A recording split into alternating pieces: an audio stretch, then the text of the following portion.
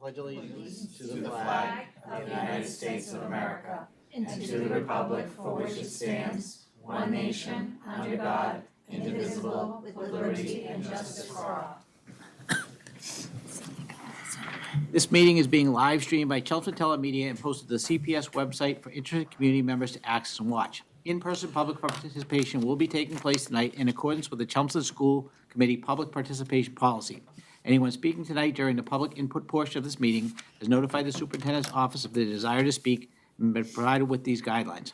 Upon request, written comments received no later than 12 p.m. on the day of the meeting will also be read and made part of the record of the meeting during a second public comment session. So welcome to this meeting of the Chelmsford School Committee. Our first order of business is to approve our minutes from April 9th. Make a motion. Okay. I make a motion to approve the minutes of the regular school committee meeting from April 9th. Second?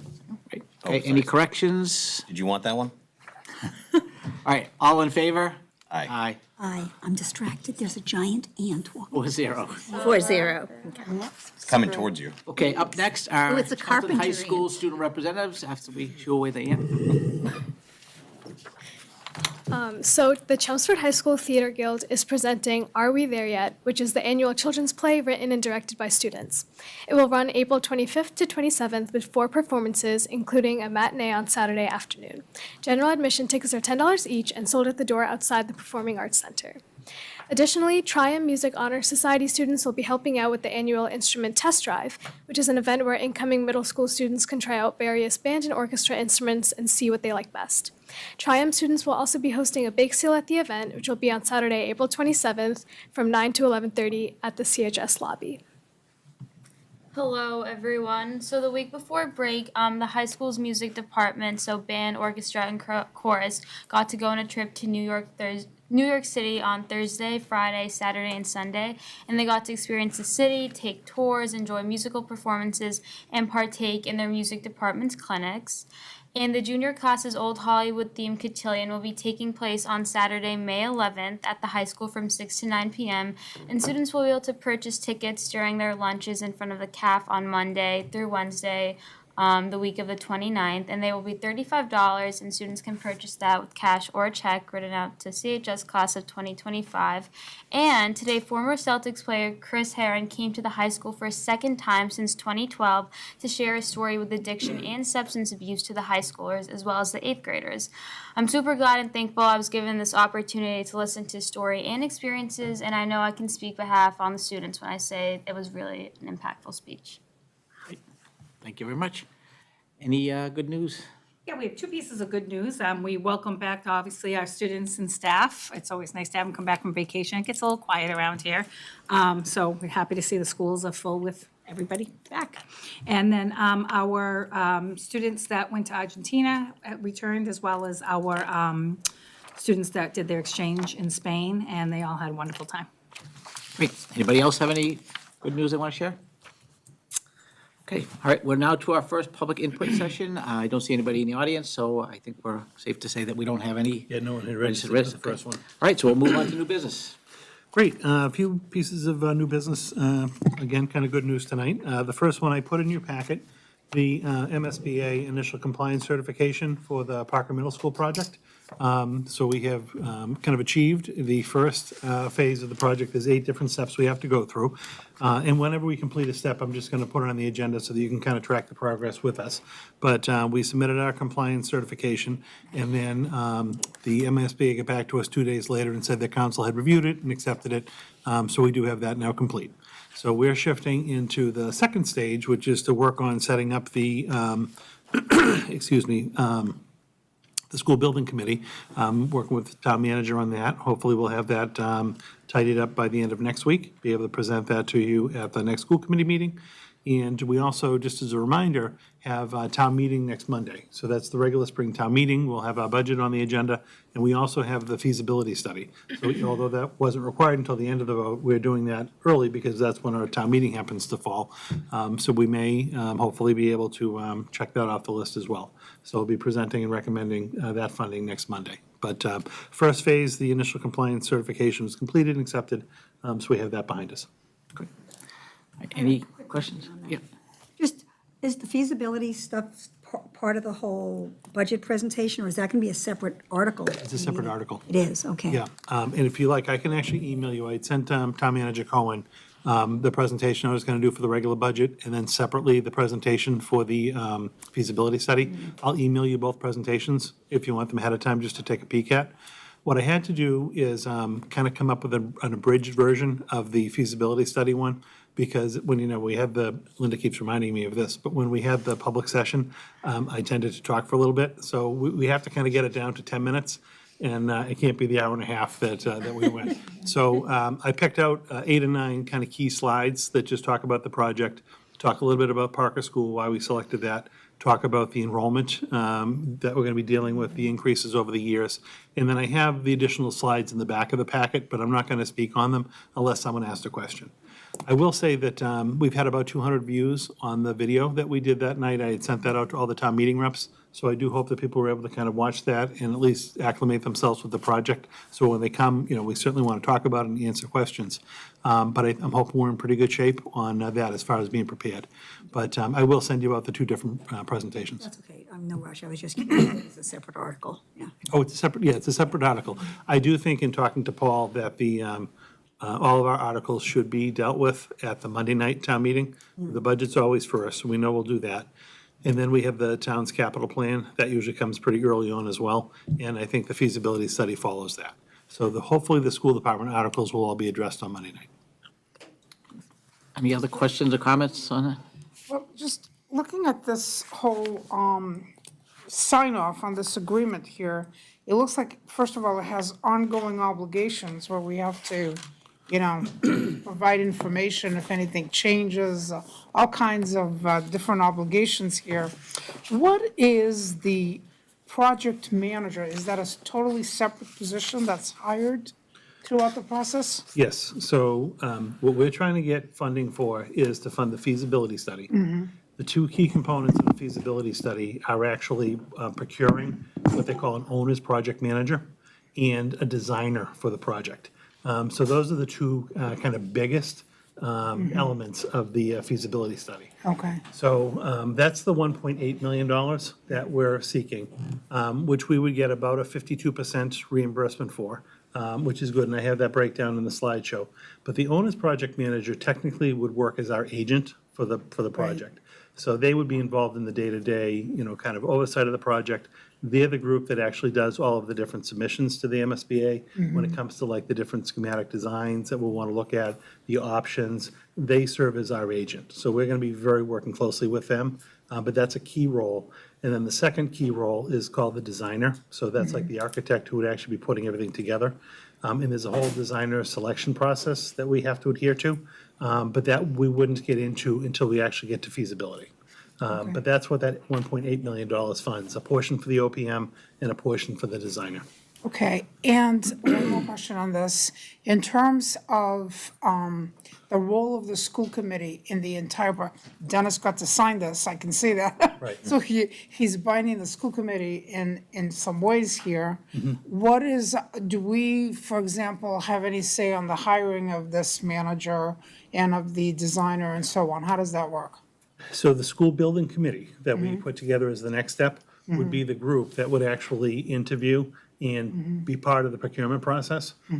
So we have to follow a very prescribed process that the state lays out for like 30B of the procurement guidelines. We have to follow that.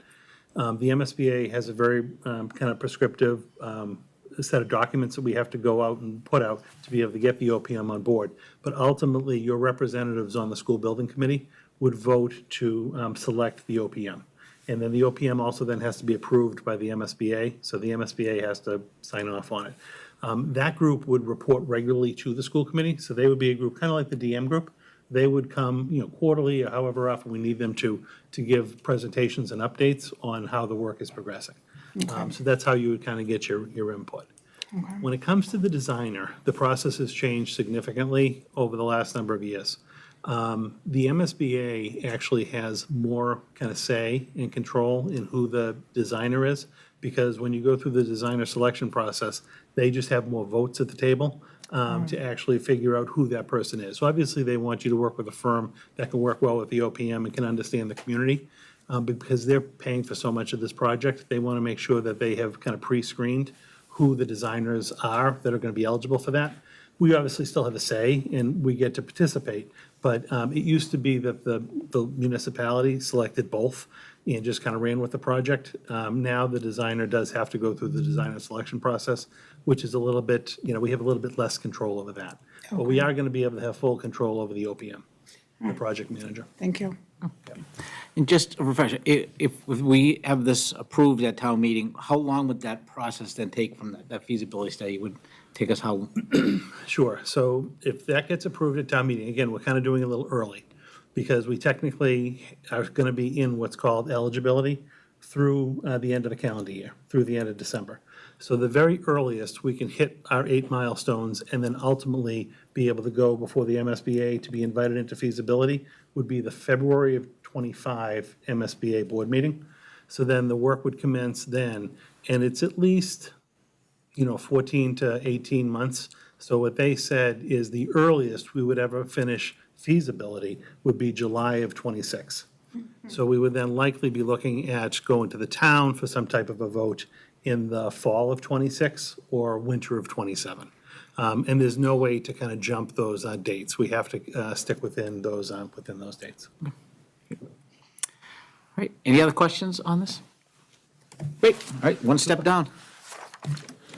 Yes, and I did, just as an aside too, I emailed you out a kind of a tracking sheet that I'm using. So if you want to follow along, it has the different projects, the milestones and the dates when we submit, and then when we ultimately get approved by the MSBA, just as another way to kind of keep track of the project. Great. Second this evening, you do a question? No motion. What's that? We don't have to prove anything. Oh, no motion for right Yeah, now. yeah, yeah. Oh, you're good. Second for right now is Linda actually has a little presentation for us on student attendance. And we'd had a couple of different meetings where we talked a little bit about student attendance. Often it came because we would get the reports from the state around, say, MCAS, and they were looking at different student performance indicators. So Linda has a little presentation she's going to provide to you that talks a bit of like pre-COVID, post-COVID, because our numbers overall, obviously, we're continuing to work on them, but are pretty consistent at this point with pre-COVID data. So, Linda, what you? Sure. So yes, I'm going to go over a few things. I think we have to take a step backwards first and just look at the laws and the regulations around it and what is absenteeism as defined by the state.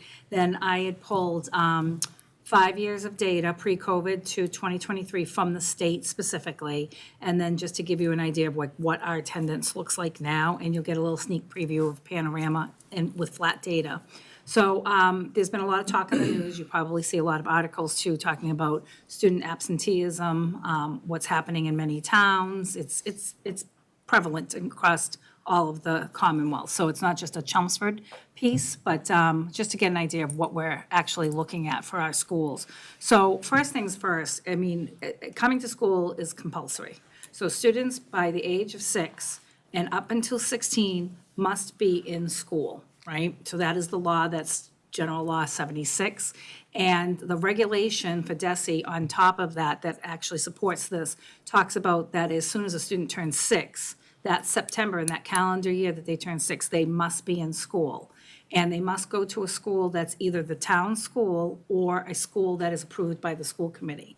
And what that means is parents do have a choice in this matter. So they can go to this regular school district that we have, so like Chelmsford Public Schools. They could go to a public district that's outside of their school, such as a virtual school, if they're going to the tech school, so they have some options that way, or if they're school choice and they go to another district, or they must be in a private school, or they can go into homeschool status through the district, which is something that I oversee. So there's their choice. So that is the law with the regulation. Now, continuing with that law under General Law 76, there's responsibilities on the parent side and on the school side. And the parents is, pretty straightforward. They must work towards getting their kids to go to school, right? School is available for them. They must ensure that they go to school. And if they are absent, they must call the school and let them know that they are going to be absent and the reasons why. On the school side, for the school committee, you have to make sure that you have a way to notify parents if a student is not coming to school and you have not been notified. So after 3 days, if we don't hear from a parent or a caregiver, we need to contact that family to find out what's going on.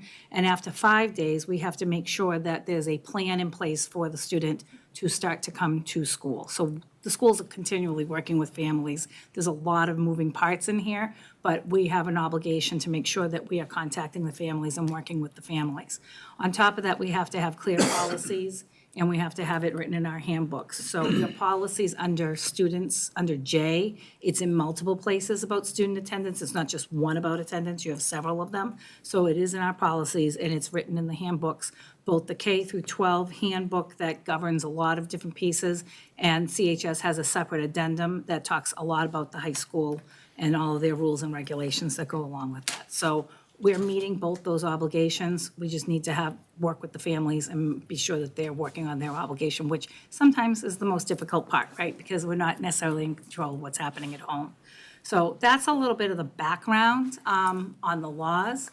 And the state actually considers chronic absenteeism missing 10% of the school year. So we have 180 days that we provide for students. 10% of that is 18 days. So if they are missing 18 days, that is chronic absenteeism in our schools. That's how it's defined by the state. That's what they're looking at. And as we all know, being in school is the best place for students. In order for them to achieve academically and socially, they need to physically be with us in order to make that happen. So there's a lot of factors that go into that as well. And we notice that a lot of the issues that families have include these 5 different issues of why there is absenteeism in school. And those are many of the things that our schools are working with counselors, all of our support systems, even through our town, through our social workers, are working to make sure that we do the best we can to get kids in school in front of their teachers, because that's how we teach them and that's how they interact with their peers. So the next 5 slides are going to look similar. So this is actual data from the state. I pulled pre-COVID, so school year 18-19, so that was before COVID. And you'll notice that they have some of the same factors that go across, but I added the last part, which was the N, how many students.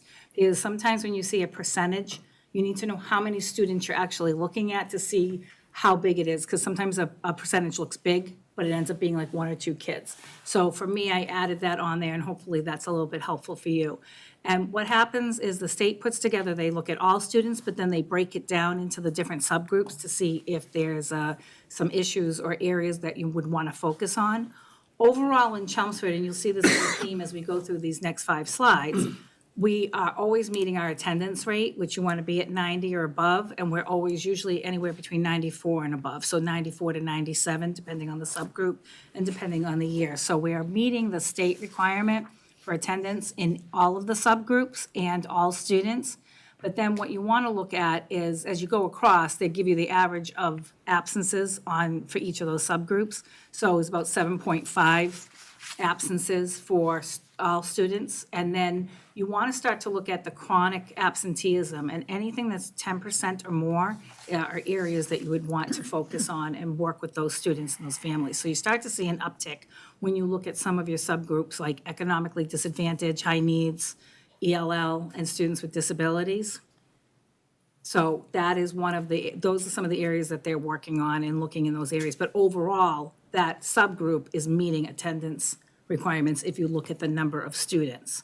So this is what was happening pre-COVID. And then fast forward to the COVID year. The data that you see up here is not end-of-year data, because on Friday the 13th, the infamous day, everybody went home. And so this data is up until that date in March. Typically, you'd see end-of-the-year data when we submit through the state in June. This ends in March. But I guess the main thing to take from here is that had we stayed in school, we were still meeting that attendance rate data. And those subgroups were, some of them were actually doing better than they were 18-19. And then as they move forward, you'll see some upticks in some of those subgroup areas. So pre-COVID, the actual COVID, like everybody go home in the spring of 2020.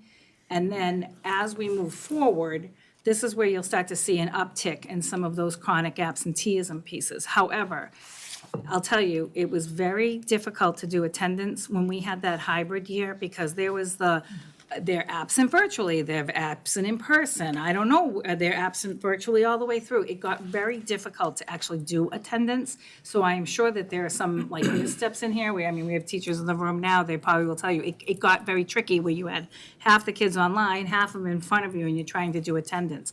So, and this is also when people started to get sick. Right? So kids were required to be out of school. So when you start, if you're required to be out of school for 10 to 14 days, you're starting to go towards chronic absenteeism. Whether you feel sick or not, you are required to stay home. So we'll start to see that pattern as we go through each one of these, these years. But this was one of the big years. And then as we go into the 21-22 school year, we did return in person. Everybody came back. We only had the mask restrictions for half a year, but people were still getting sick. But again, the story is we were still meeting the attendance rates for the state. So Chelmsford's is a town that does not have chronic absenteeism in the eyes of the state. But we do see it in those subgroups, and those are the areas that we have to focus in on. And then this is the last year of data that we have from the state, because the state's always a year behind because we haven't submitted for this year. And again, meeting those attendance rates and then the uptick in those smaller areas of low income, high needs, L students, and students with disabilities. What you'll notice too is that in 22, 23, they also started to add in the 20% more absent because more and more students are out for longer periods of time. As we move forward, so we're in the current year right now, we don't have the data that you just had on there, we won't receive that until this summer. But we do have our panorama data, and this is where you'll get a little snapshot into panorama. This gives us an overview. What you're seeing for the picture up there is actually, like, we have a dashboard, so that's the district dashboard, because I see all the schools.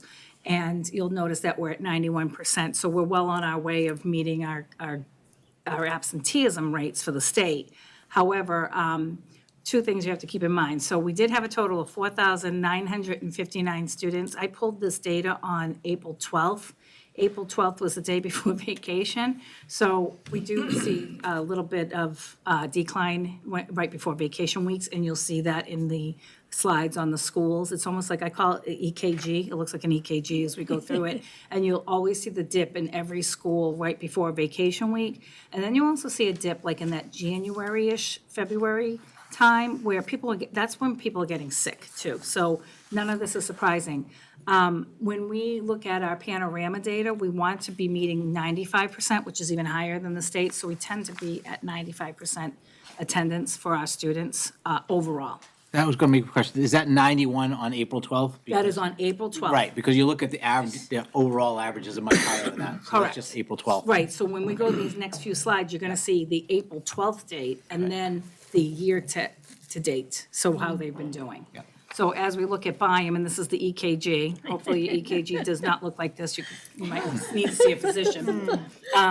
You'll see, like, on that day, it was at 91.1, which is still not, we set this to 95. So if we set it with the state, it would be in green, but we set it to 95 because we want kids to be in school. So 91.9, but they overall is 94.9, which is really almost at 95. So that would have been in the green. So and you'll see those dips. If you look at each one of those dips, it's before December break, it's before February break, and then so on. And then you'll see where people tend to get sick. But that is what we're seeing. And this is one piece in Panorama that we get as a report, and we can do it live. This is just flat data for you to see.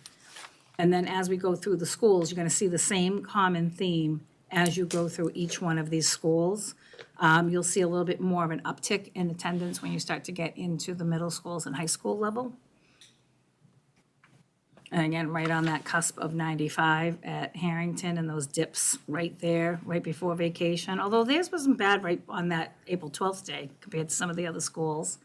South Row, same thing. A lot of people pulling their kids out, but they tend to stay at 90 and above. Parker Middle School. seeing the same type of piece. I do, as much as I make fun of the little EKG thing, it is a good visual to give you an idea of like where things are happening, opposed to just a lot of numbers going across. And then this is where you start to see the kids as they're, because these are now the 7th and 8th graders, so it's even your upper middle school students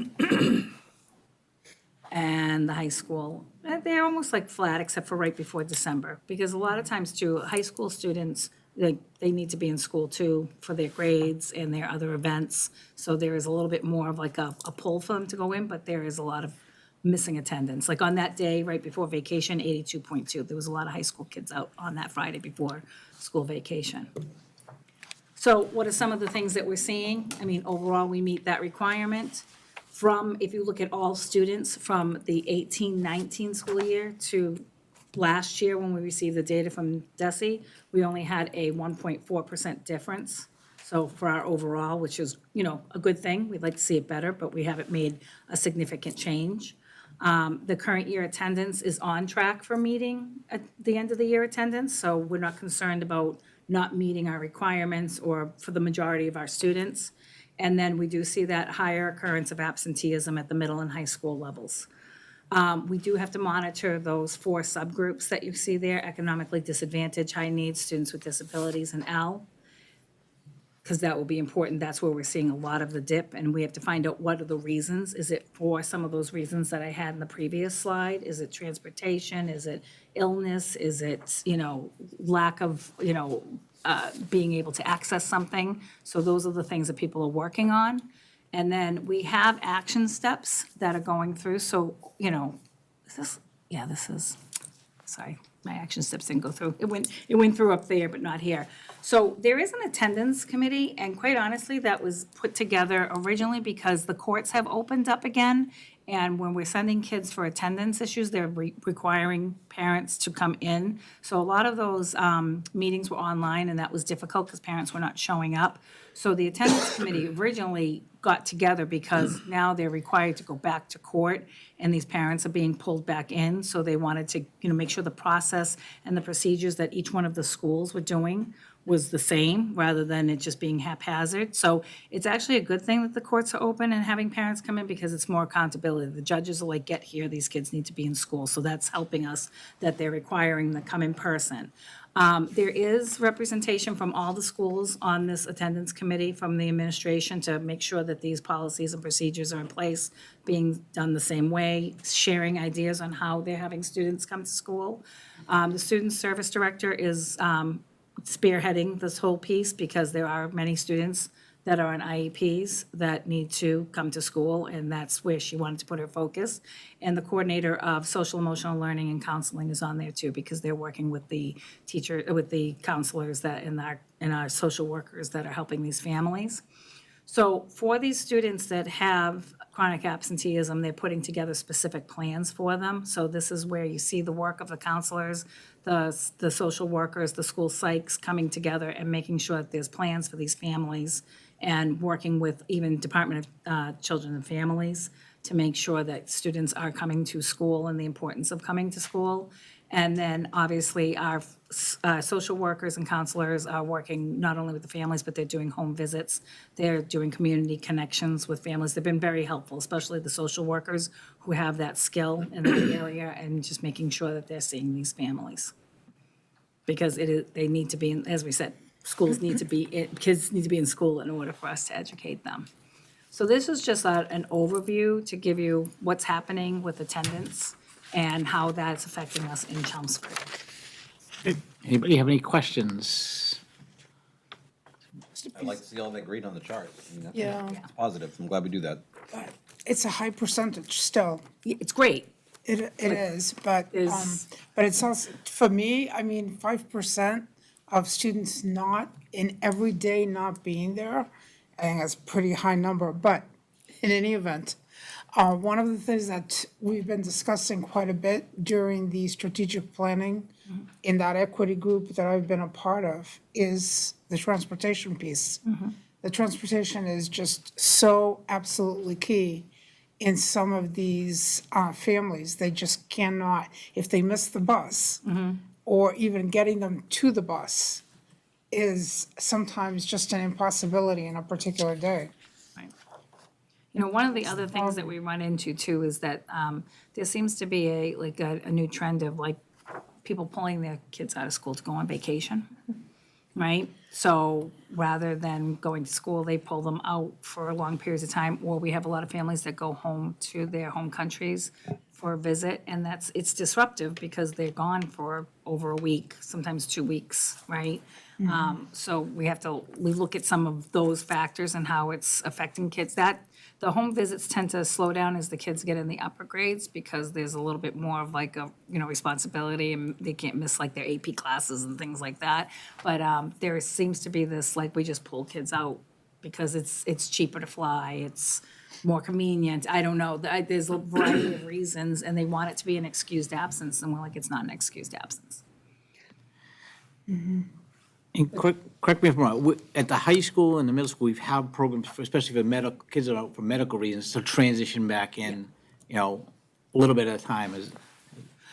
Yes, and if they're out for medical and they're receiving like home and hospital tutoring, that's not going to affect their attendance. But if they're transitioning back in through one of the programs, we have a plan for them in place, so that's not going to affect their attendance.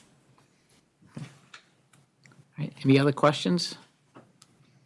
Great. It's tricky. All right, Thank yeah, you. thank you. Good information. Super, thanks, Linda. Third item this evening is our third quarter financial report. This is a report I'm going to ask Joanna just to review with you. We just finished up the third quarter at the end of March, so these are your updated financials. Thank you. You have a few documents you see each quarter. A memo that is a narrative of where we are with our budget, the actual year-to-date budget report through March 31st, the grant and revolving fund summary, and the student activity account balances for the high school and both middle schools. There's not too many changes from the other quarterly reports, since many of the variances popped out pretty early on in the year. Some of the variances have actually gone away because at the March 26th school committee meeting, you approved some budget transfers to reallocate some of the savings in areas to redirect the funds for other needs of the district. So our operating budget is $70,700,000 in 2024. The variance, while it's not a large one for classroom teachers, it's only $3,826. I left the narrative here because a lot happened through the year with this category, with teachers achieving a higher degree. So the lane change number went, the $150,000 was reallocated to the account where the teacher achieved the higher degree.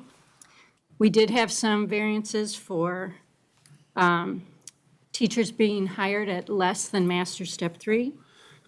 We had some favorable variances for a teacher going out on an approved unpaid leave of absence. And those funds were reallocated to the list that was provided at the March 26th meeting. And then the same is true on the specialist teachers, so that's special ed, reading, and ELL. And this category is slightly unfavorable right now by $38,000, but once we make the offset journal entry at the end of the year when needed to the CHIPS revolving fund, this category will be favorable. The other variance that has stayed with us is in our transportation, and right now we are unfavorable by $281,000. And we've talked about this in the prior quarters. The main reason is we've needed additional vehicles for students requiring special ed transportation in district and out of district, and we have needed to provide transportation for students who are experiencing homelessness, or if they're with a foster family, we're responsible for transporting them. Our plan with this unfavorable variance is we can either transfer funds from another favorable category here to cover this unfavorable variance, Or we can take an offset to the transportation revolving fund for the general ed, the big buses, because we do have a reserve there. Do we already have that factor into the budget, an offset to the? We show it, so it would be in addition to this. When I do the purchase order for the big buses, so that's $1.8 million, I actually split the cost. And so I'm showing some of the costs straight to the revolving fund when we get to that page already. Okay. Okay? Yeah, Would be good question. Yep. It'd be additional if we had to. Yep. And then the last category is out-of-district tuitions. And this one, I made the journal entry already for, we fund out-of-district tuitions from the local budget and the circuit breaker revolving fund. And in prior years, I've made the journal entry after the third quarter. And this year, since the fund, we wouldn't go in deficit or anything, I made it right before the March report so we could get a bigger picture of what's going on with special ed. So, but overall, our special ed out-of-district tuitions are $6.7 million, where, regardless of where they're funded, from the local budget or the circuit breaker fund. And this year, the reason the number is a little bit less is because we prepaid tuitions last in fiscal year 23 for fiscal year 24, in compliance with Mass General Law, what you could prepay. So when it's all said and done, we are going to be favorable in this category by approximately $1.2 million. That's why I wanted to do the journal entry, so we could all see what the potential is for being favorable in this category. And that's largely because we did prepay the tuitions. So we'll have a choice. We can prepay tuitions again, some of fiscal 25, or we could reallocate these funds. The other thing that was, we knew is that we have the credit from Valley Collaborative. That was a new reason why we were favorable by $208,000.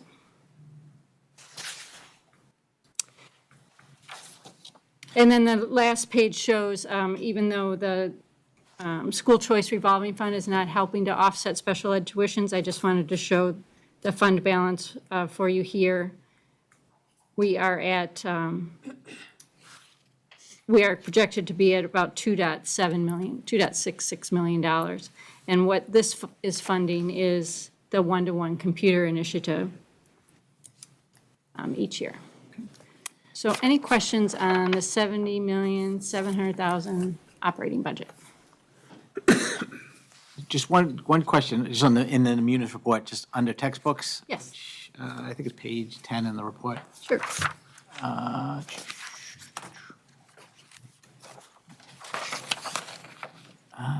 Yeah, textbooks would be, so is that, overall, it's at 35.8%. Is that because, do we add in money for the foreign, is that, like, under textbook adoptions, we start at 127 and we added 250. Is that for what we just put in? Yes. Foreign languages adoptions? Yes, we are, and at the time of, so after the March 26th meeting, we did the budget transfers. So for this quarterly report, in those few days, not every purchase order was entered against everything for that budget transfer. But yes, those funds will be utilized for the. That was my question. So that money that's Right. going to go towards the foreign languages? Yes, and then when you see the April report just posted to the website, you'll, that number will not be as favorable. Okay, great. Thank you. Any other questions on the general budget? Great work, as always. The next page is the grants and revolving fund summary. Not too many changes from that. I think we did get a new grant, the special ed program improvement grant, I think was the only new grant that was on here from the December report. And then the last page is the revolving funds. and more progress is being made, and no funds are in deficit. Any questions on the grants? You had two questions. On there's one grant, Essential School Health Grant. It seems to be underfunded or, Oh, so that is a nursing grant Okay. that we get every year for like 10 years. okay, And the way that works is, so the grant was for 40,000, and they sent, kind of when you get the grant, you get your first revenue of 20,000 from the Department of Public Health.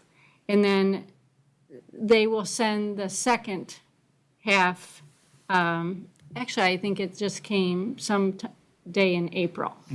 And actually, that grant is also going to be increased to 50,000.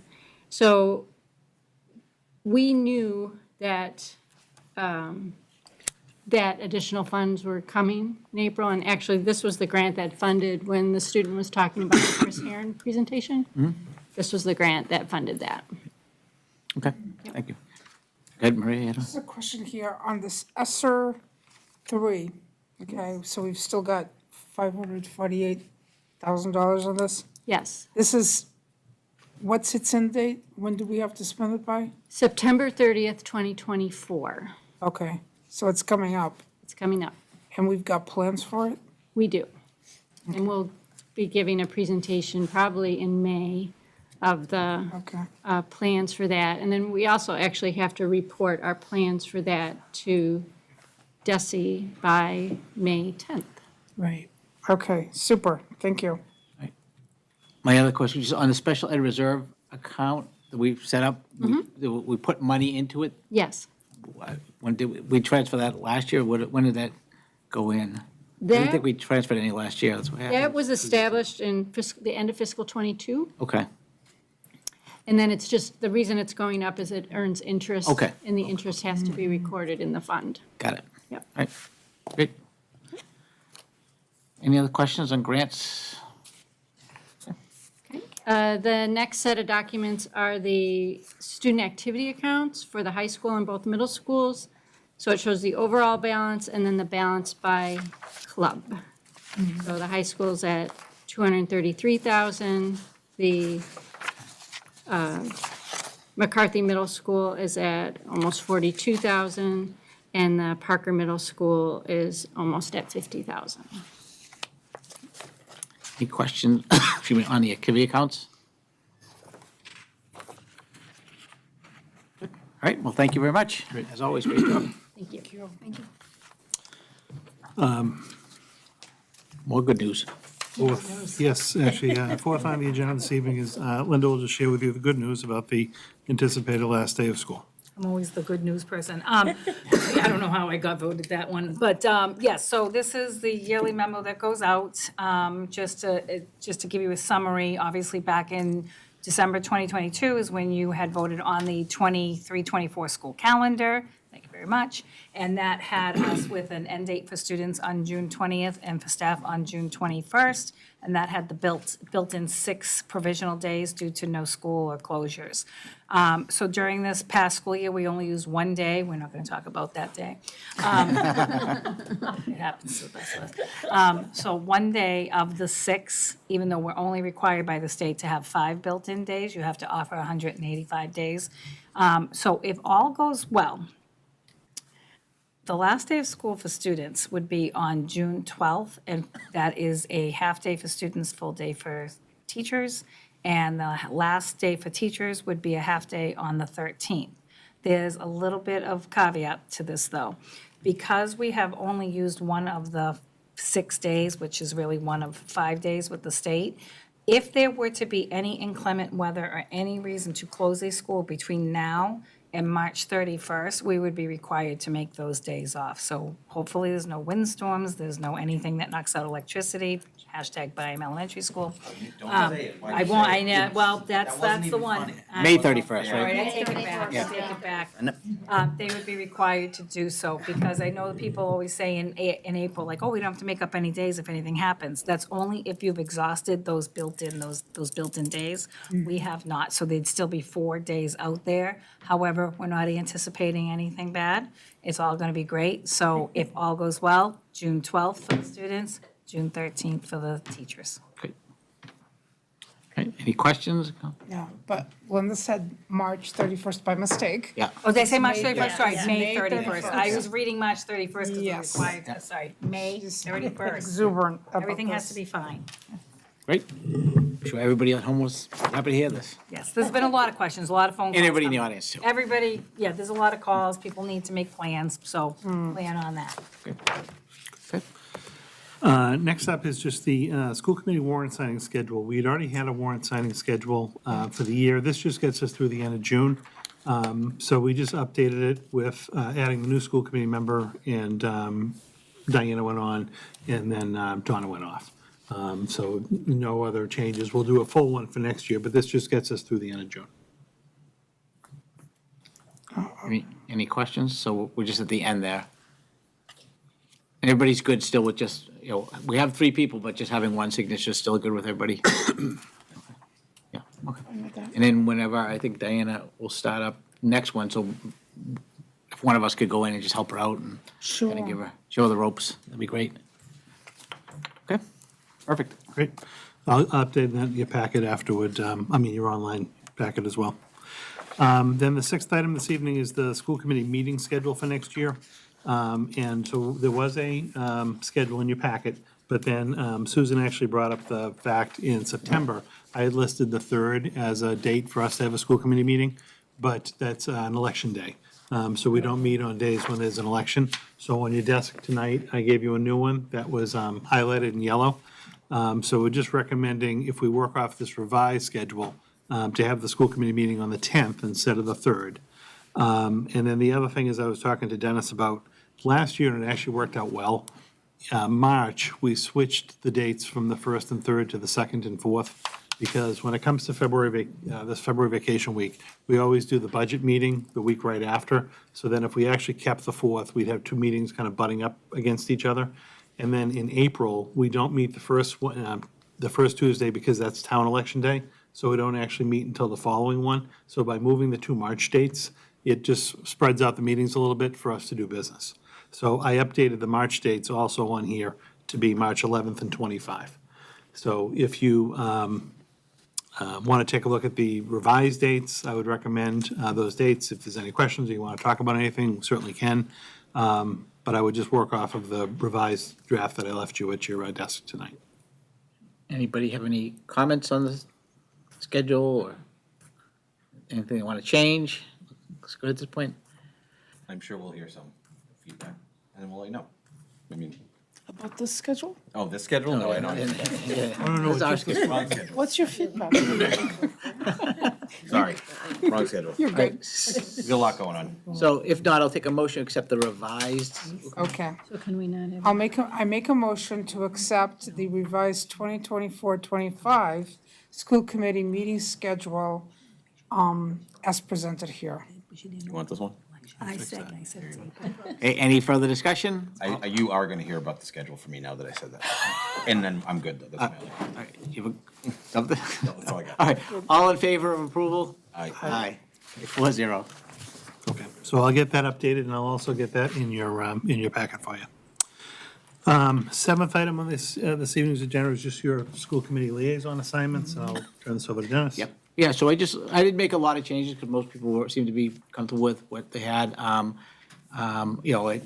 lot of Diana's assignments are going to be what Donna had, like South Row. With the middle schools, correct me if I'm wrong, Maria, they meet together anyways, right? So that's why I just put Diana for both and John as an alternate for both, because they always meet at the same time. Yep. So it's really just one meeting between the Yeah. two of them. Yep. And in doing that, then everybody pretty much has 6 major coverages and then 3 alternates, so. And they try to split up people at the negotiating committees. We're gonna start negotiations with 4 out of the 5. So the custodians are off cycle, right? They're off cycle. So they're off cycle, so I'll try to spread those out as much as possible as well. So I did send it out earlier. I made some corrections to spellings of names and things like that, but other than that, any questions or concerns with it? If Diana is taking over an assignment that you had before, if you could just give her the contact people, and I'll contact Donna and have her also let her know for like South Row who to get in touch with, so. Okay. All right, so we'll take a motion to accept the liaison assignments. Oh, yeah, I have to make a motion Sure. for this one too. Okay. I move that we accept the 2024-2025 liaison assignment contacts as presented here. I second. Okay, any other questions? All in favor? Aye. Aye. 4-0. Thank you. I'll get that up in your packet, too. Last for me tonight is number 8. This is just the personnel report for the month of March. Not too much activity, but just highlighting for you a few hires we had, a few resignations. And just as a side note, we're already kind of deep into the hiring for the fall. So we're actively advertising and going through internal transfers and external hires for the fall. We're actually pretty well underway on that. So you'll start to see as we get a little later into the spring, the report's going to increase, obviously, because it's going to list the transfers and new hires. But not a lot of activity in March, but just sharing with you anyway. And we're well on our way for hiring for the fall. Okay. Any luck on some psychologist candidates? Not too much. I do know that they've interviewed at least one, because there's 3 that we have right now. Right. So they've interviewed at 1 or 2 of the schools. I know they looked at a couple of candidates. I don't know exactly where they're at in the process now. I could find out for you and get you an update. Those 3 positions are going to be very difficult to fill. Right, Just to have 3 at the same time is a lot. yeah, and so essential. Correct. Other questions? I just had one question. We lost a Spanish teacher at McCarthy in early March. Do we have somebody in place already? We have a long-term sub in place, Okay. and some of us working in the background to put together the assignments and Okay. everything along with that substitute. Okay. Just want to check, make sure. Yeah. Okay. All right, Any That's all others? I had for the new agenda. great. All right, anyone have any liaison reports? This is kind of like a quiet time, yeah. So, yeah, I know. All right. Okay. Any new items, action items, people?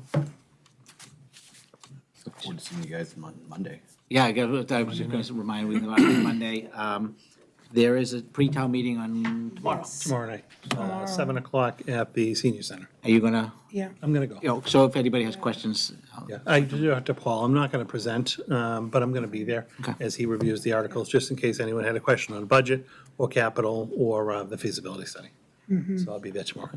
and the other thing, just superintendent send everybody a link to a list of agenda items, so we kind of have a running list.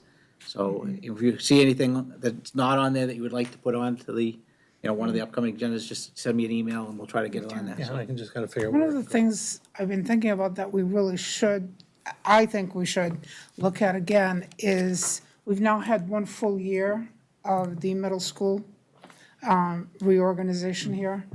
And just wondering how the year's been, whether there's anything that, they're planning to change for next year at the beginning of the year. Is there any kind of report that we could get just as an update on what's happening with the middle schools? Yeah, we can work on one towards the end of the year that just maybe talks about feedback and then any alterations they're considering for the fall. That would be a good idea. Anything else? Okay, we are now to our second public input part of our meeting. If there's anyone present that would like to address the committee, please come forward and state your name and address. Those that are speaking tonight, I would ask you to try to limit your comments to 3 to 5 minutes. And keep in mind that we will not be responding directly to your comments during this part of the meeting, although we may address them during a future meeting. So, come on. Yeah, Katie Sullivan had reached out and requested to speak, so we have her on. Hello, Dr. Lang. How are you? Good, how are you? Good, thank you. Dr. Hirsch, members of the school committee. I hope you're all doing well. Just in case you don't know, because some of you I haven't met, my name is Katie Sullivan. I'm currently the president of the Chelmsford Federation of Teachers, Local 3569. I've also been a member of the Social Studies Department at Chelmsford High School since 1996. So that means I've been around a long time, and I've seen a lot. I am aware that the time limit for public input session is 3 minutes, but I'm probably going to go over a little bit. If you're not okay with that, let me know, and I'll give what we wrote up to my co-person, Executive Vice President Ben Cole, and he'll take over. So if you find that I'm going We let too you long- speak, then Ben doesn't have to speak? If you let me speak, all I right, will not I'm have in. to speak. That is correct. So thank you, John. I appreciate it. I understand, trust me. So the CFT represents the teachers, nurses, support staff, including the custodial staff, and also the town librarians, just in case you didn't know. We are aware of the national teacher shortage, as well as the fact, like the majority of Americans, school personnel are overworked and underpaid. Despite the view held by some that we are part-time workers, people who think that are very far removed from the field of education. I do not want to focus on the national crisis, I want to keep it at the local level. The CFT is concerned with the retention of teachers in our district. I want the committee to understand that over the last few years, we have been losing teachers to other districts and some to other professions. People are not just leaving because of our low pay scale. The CFT feels that the district needs to start planning and working towards retaining the staff of Chelmsford Public Schools. In the past 5 years, we have lost 2 world language teachers, a world language coordinator, 4 math teachers, 3 science teachers, and a plethora of special education teachers. This is just a casual accounting. It does not include teachers whose contracts were not renewed or those who retired. We do not want to lose amazing, dedicated teachers due to the fact that they do not feel supported. We often hear the words staff appreciation, but the actions that follow do not align with that sentiment. Do we love being treated with coffee and donuts? Of course. We would also like for our staff members, when they reach out for assistance when dealing with an obstacle, to receive that. Assistance, support, advice, if possible, without judgment. To summarize a quote from Charles Mackessy's short story, The Boy, the Mole, the Fox, and the Horse, asking for help is not giving up. It is the opposite. It's refusing to give up. When specialists advocate for help with the increased number of students who need to be tested, provide it. Before you have staff teaching lessons on mental health issues, provide the appropriate professional development. Or even better, have the mental health specialists in the district teach it. It takes a village to educate. We are concerned about the infrastructure of our village and the exodus of professionals leaving because of this weakness. We would like HR to conduct an audit of teachers who have left the district for reasons other than retirement or renewal.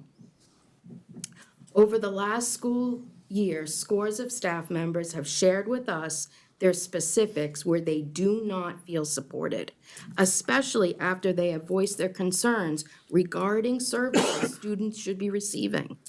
Instead, they're given poor evaluations for school culture when asking for assistance. Now, I get it. Everyone has more to do than ever before.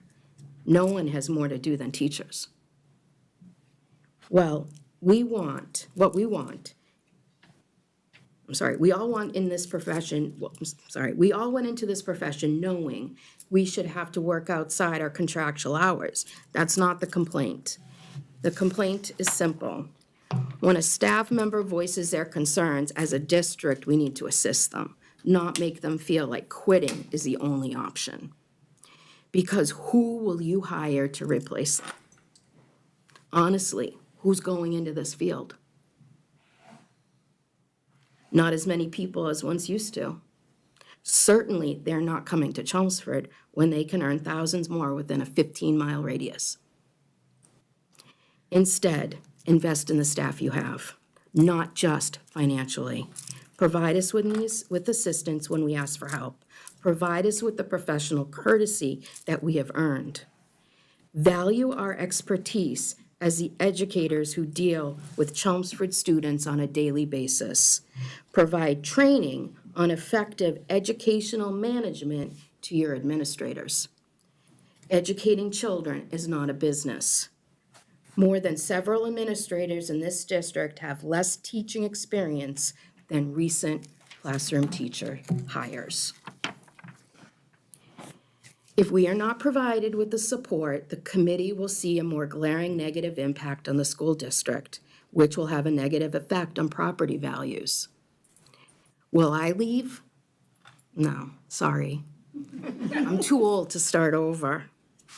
However, you have the ability to help Chelmsford's children access the same quality of education their parents received, which has made the town such an attractive community to raise a family in the first place.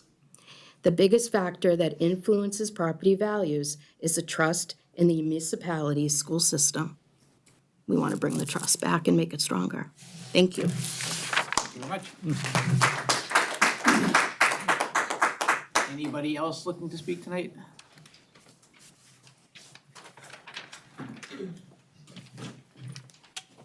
Hello. Kathy Pluso, 10 Bentley Lane here in Chelmsford. Good evening, Dr. Lang and school committee members. I'm the VP for support staff.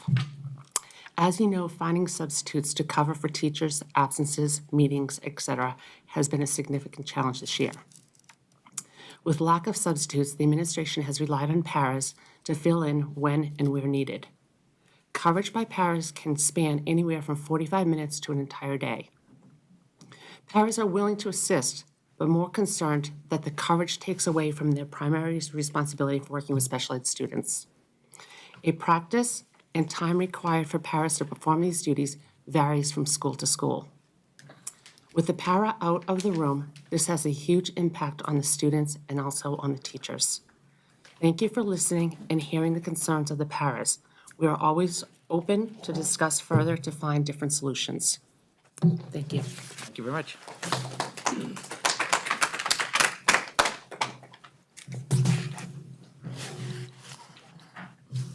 Hi. I'm Shelley Bethel. I am the CFT secretary. I'm also a language teacher at McCarthy. So what I'm addressing is a few meetings ago, Ms. Santos asked to hear about the reading programs, and the teachers heard that, and they asked us to speak on behalf of them. So the Chelmsford Federation of Teachers asked K through 6 teachers to complete a survey on their current reading program. It was brought to our attention that DESE offered districts money to replace their current reading programs that they deemed low quality. Our current reading program, Fontes and Pinnell, is listed as a low-quality reading program on the DESE website. The deadline to apply for the grant was January 24th, 2023, and as far as we understand, it was not applied for. As a federation, we would like the district to replace the low-quality materials that teachers have been speaking up about since the beginning of their adoption. We also ask that teachers are truly listened to and not just put on a committee to say that they were put on a committee and had a voice, when in the end, the administrators in control will choose what they want anyway. I will be reading a document from the 6th grade ELA teachers that summarizes many of the responses from our K through 6 teachers.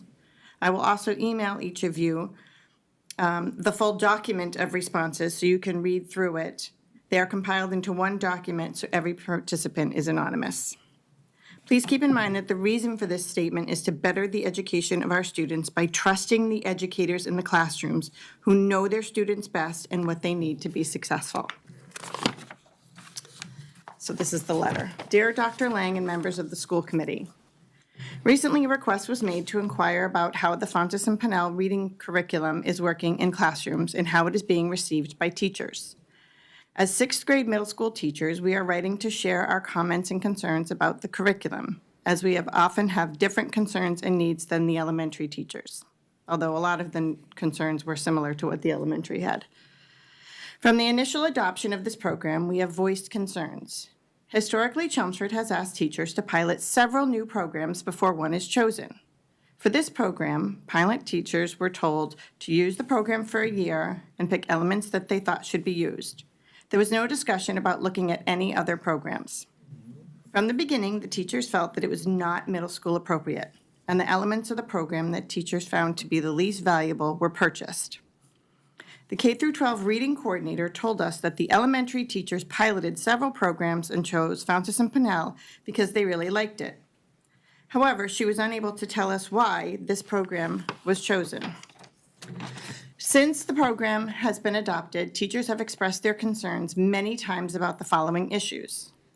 The rigor of the program is not up to Chelmsford or state standards. It is extremely teacher-directed. Students are passive listeners. The major instructional component of the program, the interactive read aloud, is a teacher reading a picture book to students. Students are asked in turn to turn and talk to peers or respond briefly in writing to show understanding. While middle school students love to be read aloud to, it is not developmentally appropriate to be the main component of middle school reading curriculum. Many teachers have created their own slideshows to provide visuals for students to view while reading. While these are helpful, they are not provided by the publisher. The curriculum does not incorporate any UDL or best teaching practices at the middle school level, which also was noted by the elementary teachers. This method of instruction and the minimal student expectations do not align with state assessments. For example, in this curriculum, students are not asked to read independently unless it is a free choice book or a book club novel. And they are not required to respond in various or challenging ways. They are unable to cite textual evidence as they do not have a copy of the text in their hands. When they are expected to do these tasks independently, they struggle because they are not prepared to handle the challenge. The program does not provide any materials or exercises to go along with the reading material. It is all expected to be discussed. For these reasons, we often see report card grades are high yet low MCAS scores. What we are teaching and assessing in class does not align with what is being assessed on statewide tests. Another great concern is the Fontes and Pinnell curriculum does not include a comprehensive writing program. Grade 5 has been provided with a new book of writing mini lessons this year, but the 6th grade level has not been created yet. While this sounds promising, the type of writing they have provided is more creative and brief, and it does not focus on multi-paragraph, text-based informational writing, which our standards require. Additionally, the word study lessons are very brief and disconnected from the reading and from each other. For example, you may be asked to teach a one-day lesson on abbreviations and then move on to spelling demons the next day. The lessons do not allow students to make connections to what they hear in the read-alouds or in books that they are reading independently. They also only skim the surface of a topic, without the opportunity or resources to explore the word study topic with any depth or opportunity or practice. There are lessons about word parts, but the program does not provide any meanings or definitions. So students are left to figure it out, which is not always possible without any context. Some of the lessons are good starting points, but are not enough for students to demonstrate mastery of the topics. Many are not aligned with our standards.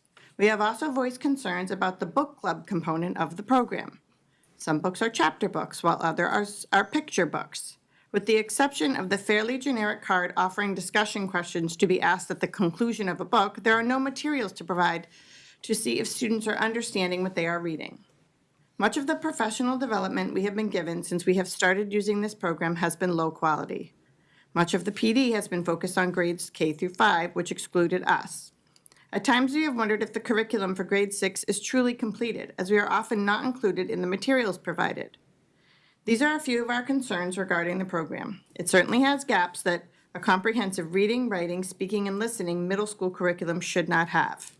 While we have voiced our concerns many times, little has been done to help our students. We have been instructed not to supplement the program with any additional or more appropriate materials, and that it must be followed with fidelity. These concerns, along with the recent article stating that Fontes and Pinnell classroom is a low-quality curriculum, have made the last few years difficult. We want to engage, prepare, and empower our students, as our CPS mission statement lists, and we feel that this curriculum is not allowing us to do that in grade 6. Sincerely, the grade 6 ELA teachers. And as I said earlier, it's also reflected by the elementary school that it's not an appropriate program. Thank you.